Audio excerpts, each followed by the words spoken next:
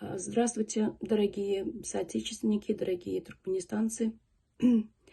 Я хотела объявить вам о том, что некоторые изменения произошли. Дело в том, что в Нью-Йорке мы хотели изначально организовать протест перед зданием ООН, но так как местные организация, то есть New York State Police Department, они не дают разрешения именно перед зданием ООН. Я звонила, значит, в начале июня и в середине июня. И вот вчера еще раз звонила о том, чтобы выяснить все, что вот эти запреты отменили или нет. Они сказали, что до сих пор не отменили, все еще продолжаются запреты. И мне ясно и четко сказали, что перед зданием ООН запрещается.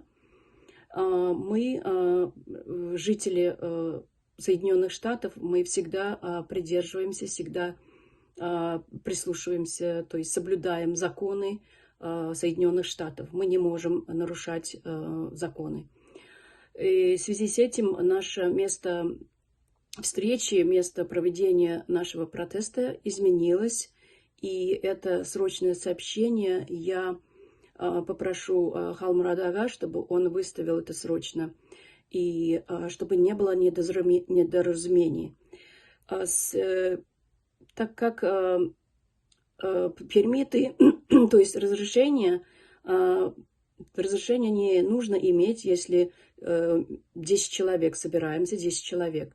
Значит, если мы собираемся больше 10, там где-то 25 или 50 человек, то нужно иметь разрешение. А так как разрешение сейчас никому и никаким местам, то есть не дается, разрешение вообще не дается сейчас в данное время. Поэтому сказали, что разрешение могут давать, когда уже запреты закончатся. Так как без разрешения мы можем собрать только 10 человек. И я вас должна была предупредить об этом, что мы, еще раз говорю, мы не можем нарушать законы Соединенных Штатов. Так что я сообщу всем моим ребятам, лично тоже сообщу, чтобы они знали, куда прийти.